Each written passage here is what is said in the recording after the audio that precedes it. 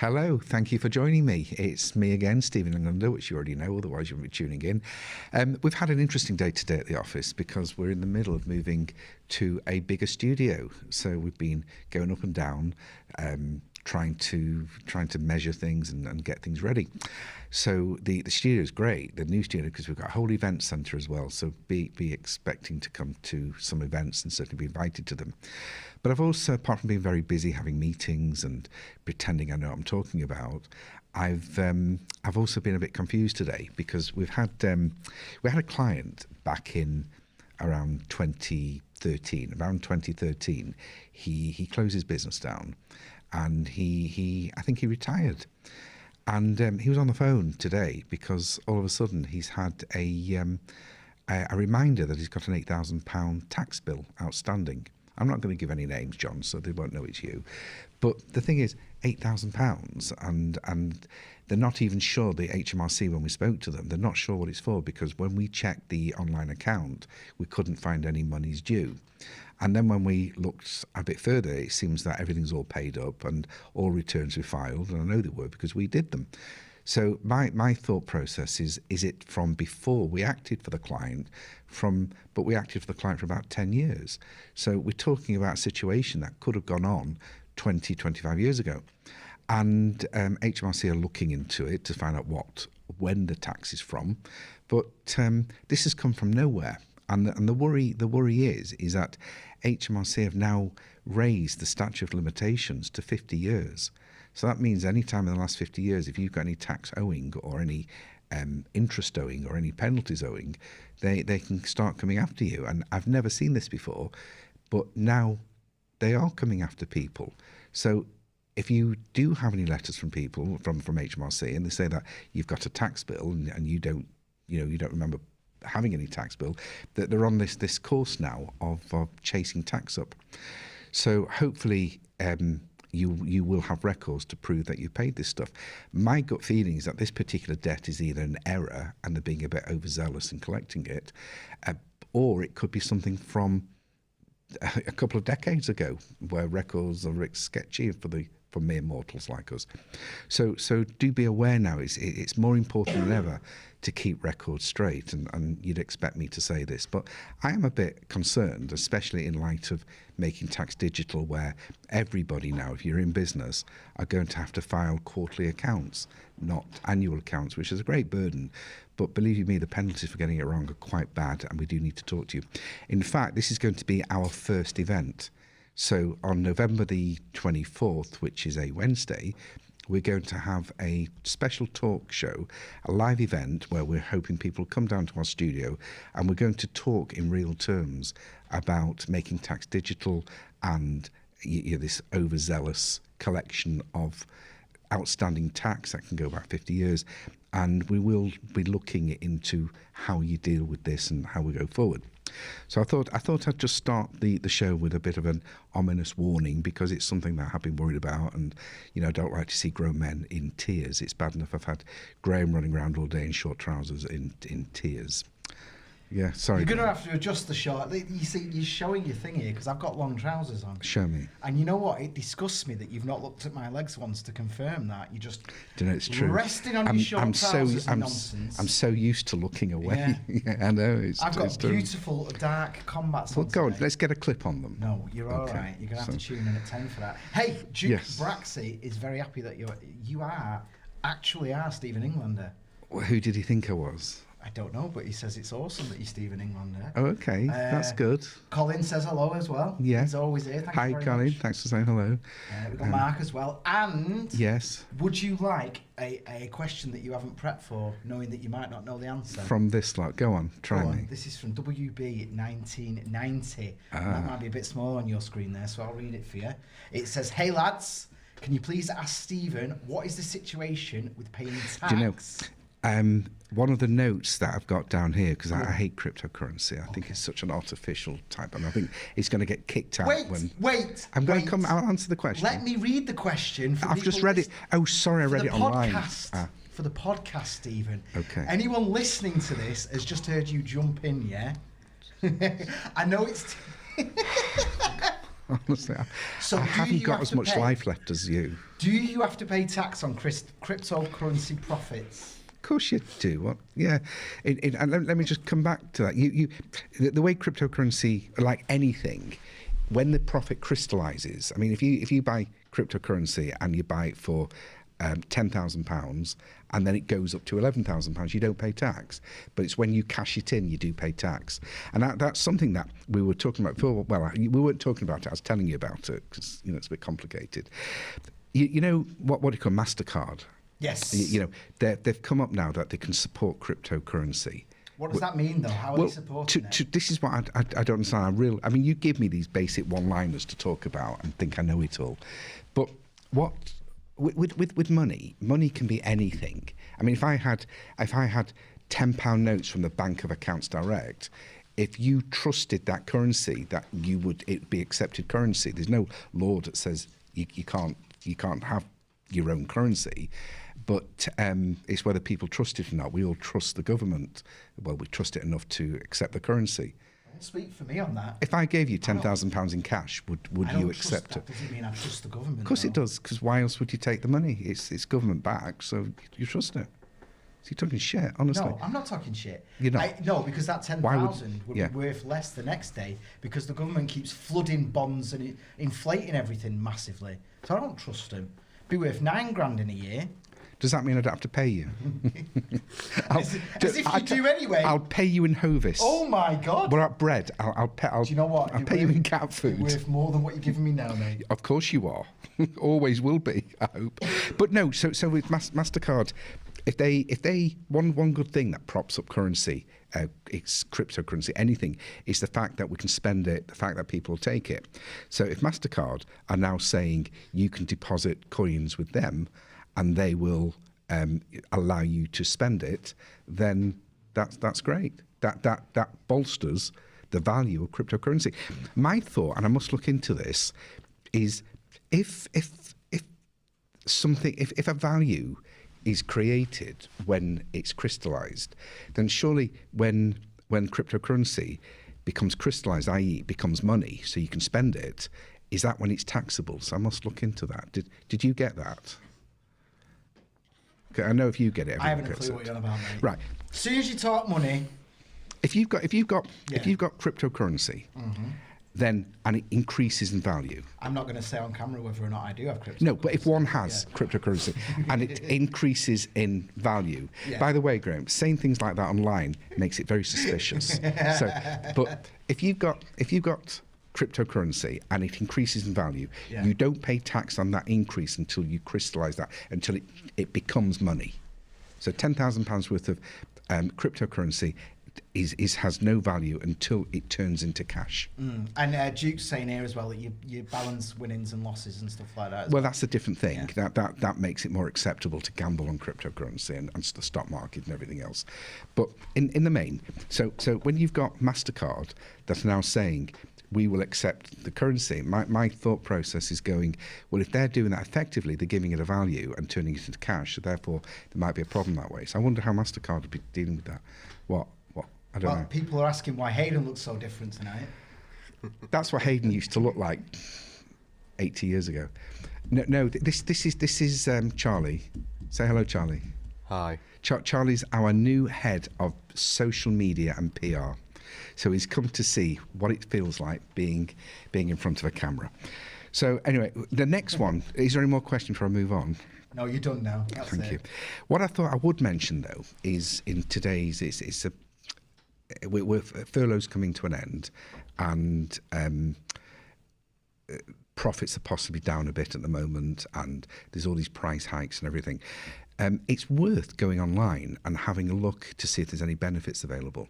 I mean, I know we've been looking through some accounts of people because we've been getting returns filed, and there are quite a few companies that they've been earning less than minimum wage this year.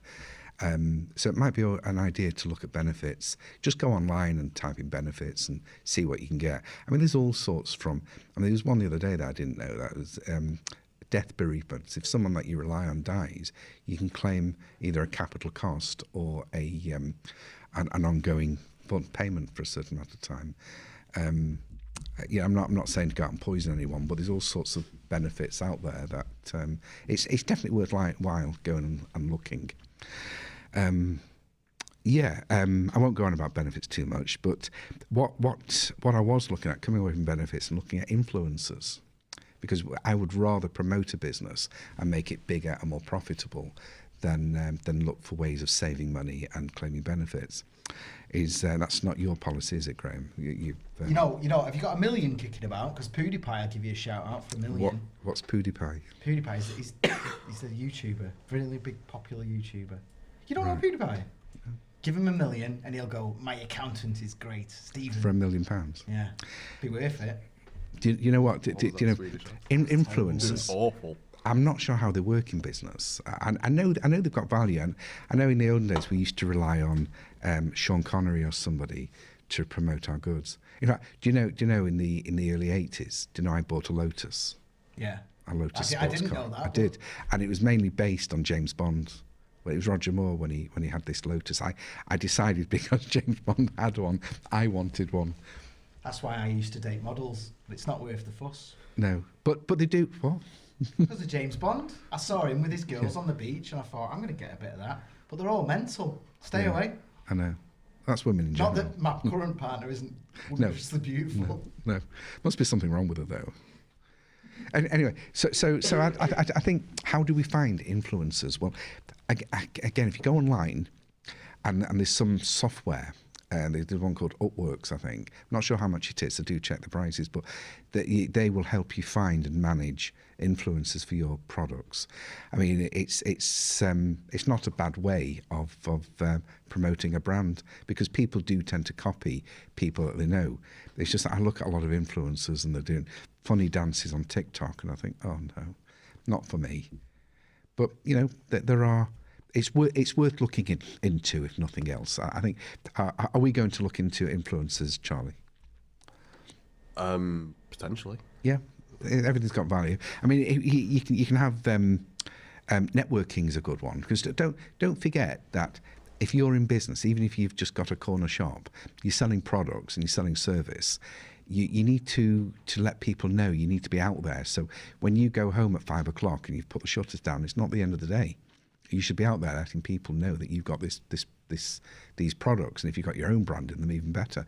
But remember that at the moment, one thing COVID has taught us is that things can sell very, very well without actually having the shop open. I know a couple of takeaways, and it doesn't just apply to takeaways, that have actually shut the doors. They're still operating from the premises, just cooking the food and serving it, because it's less hassle serving people when they come into the takeaway. So and it's the same if you think of all the stuff that's sold online through your website or anywhere. It just proves that you can sell things without bricks and mortar shop. But you should be your ambassador. You should be out there talking to people all the time. But if you don't like networking, you don't like networking, and then sometimes it's where to go. And I was talking to a guy the other day that's very, very big with promoting BNI. BNI is another one of these networking clubs. I'm not a big fan, because I don't like these forced networks. I don't like paying money for networking, but I've created my own networking channels, and I'm so big and popular that people seek me out. So we don't need to go to BNI. BNI come to me. Have you put this story in just so you can brag about your little watery chat you had the other day? Just remind me. When that fella just was like, "You're Stephen England, right?" Oh, that's getting into. Oh yeah. Oh, yeah. I got into a jacuzzi. I did. And in a health club, and this young man said, "I need to come and speak to an accountant. It's all right, come and talk to you." And I thought, yeah, of course you can. But then I thought, how did he know I was an accountant? So he must have seen me online. So yeah, it proves it's there. It's all gaining traction. It's all it's all there. I will show you how to do it. You can use our facilities. We'll always help you. So that. Will you take me to the jacuzzi, Stephen, and teach me the ways? Put you in the sink, can't I? Really? You could go in the sink. And I just don't know what to do. But I feel you like still bath in a tin can thing, don't you? Though? I'm just about hairy enough now where I feel I could be comfortable in one of those environments. You're not making me comfortable. Sit there and I can lie and say I finished work early. You're not making me comfortable. And if I saw someone like you coming to our club, I'd join a different one. Unreal. So you gave me this note that, Charlie had to tell you was last year's about Malaysia returning 150 containers of waste to France. Yeah, it's gone. It was last year's, but you had to have someone nearly half your age come and tell you that was last year's story. However, it does say to me that why do we have to do these things anyway? And this brings me on to the gas problems and the CO2 shortages and all this. I think it's nonsense. I think it's either capitalisation to try and hike prices or force you into alternative products, or our problem is the supply chain. That this country is so reliant on overseas supplies that we've lost a little bit of our own supply chain. Which again, it's go and look what's needed and go and supply it yourself, or try and find alternatives yourself. That's the way I deal with things. If I can't do something, can't compete, I'll do something different. Here we go. Here's us getting boosted now. Go on. Of all the issues that people had with Donald Trump, one of the good things that he did was an effort to actually bolster their own internal supplies. He wouldn't let people open abroad, would they? Move the factories abroad. People tried to move abroad, they'd say the thing. And ultimately, they were energy. They had so much energy. They were selling it externally. They were completely independent. I wish we were in that situation right now. We could be quite easily, because England's always been quite a self-sufficient country.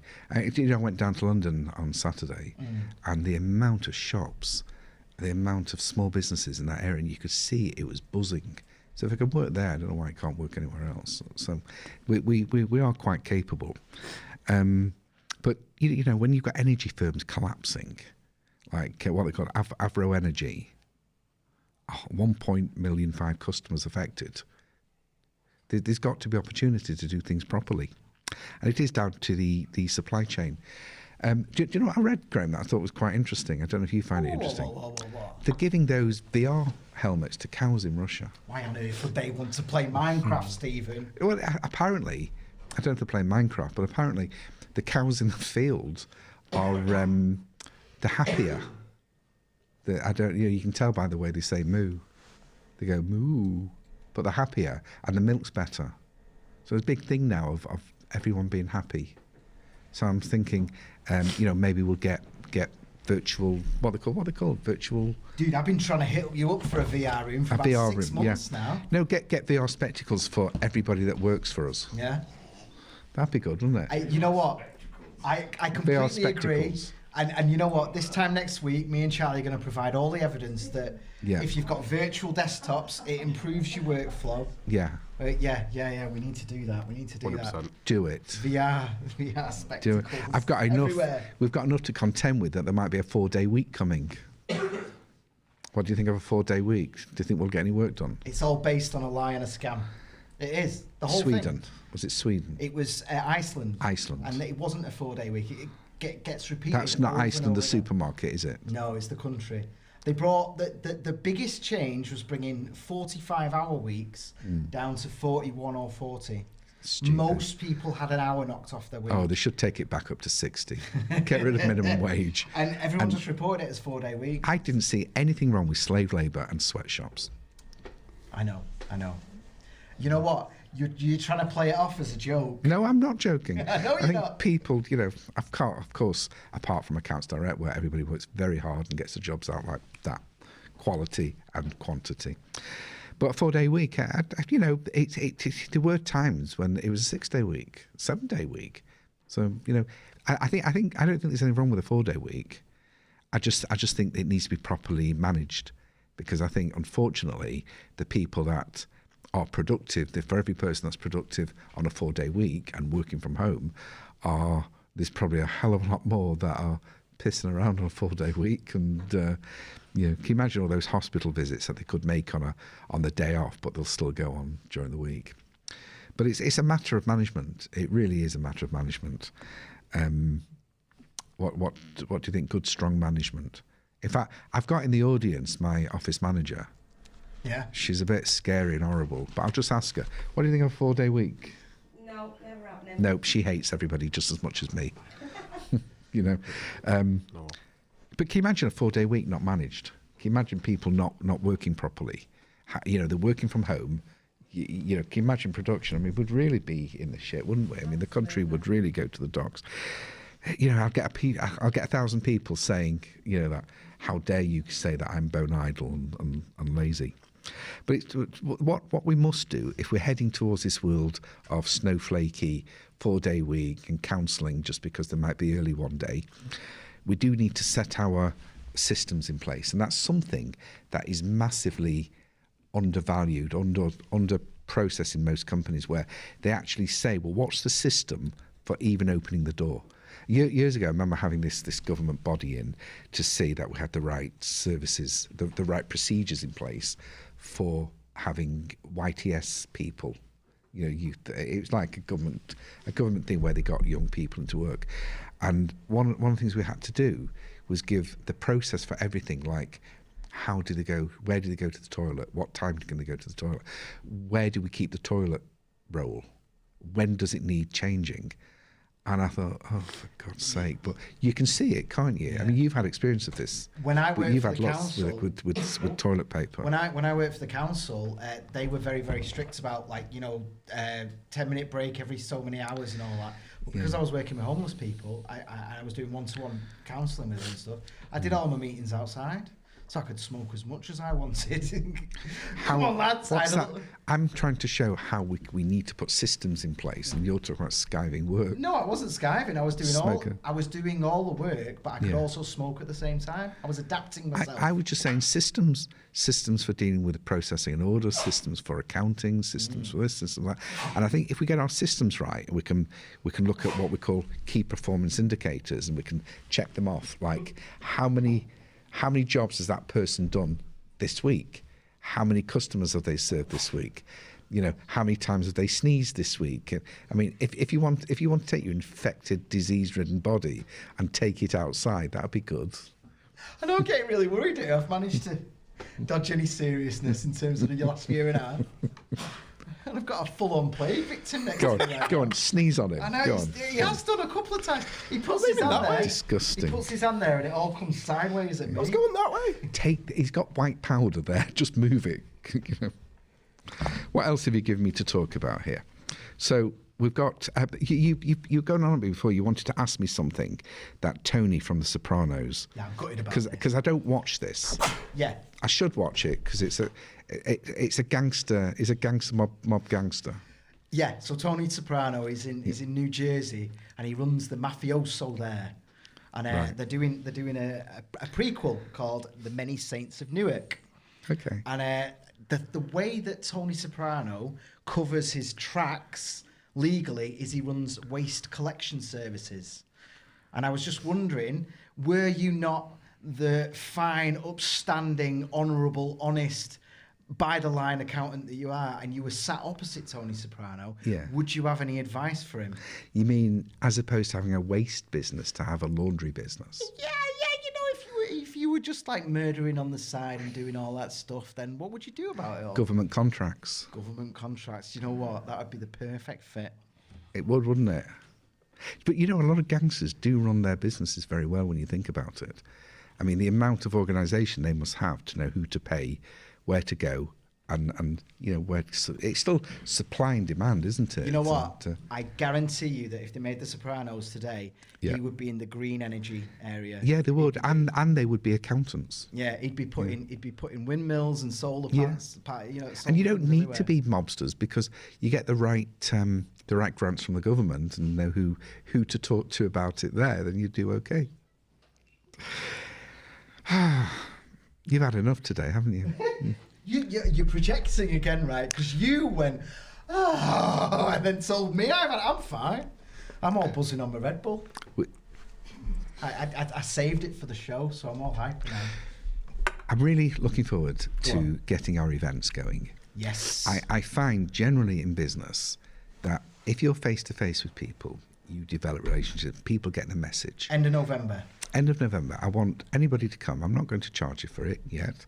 But I do feel that we started the show with this business about the 50-year, go back in time and see what tax you haven't paid, and the zealousness that the government are going back and doing this with. And I just want to make sure people understand making tax digital and how it's going to impact them, because it is going to impact people. You know, a lot of firms, the bigger firms, are already getting used to it now, but this is going to impact a lot of people. And I think we need to talk about it face to face. So anyway, that's it on my show. We'll be promoting the tickets pretty soon. Come and have a coffee with us and come and say hello properly. So we've come to the end of the show. It's been quite quick tonight. It's gone by really fast. And thank you for joining me. I'm here if you want me. Good night. Bye-bye.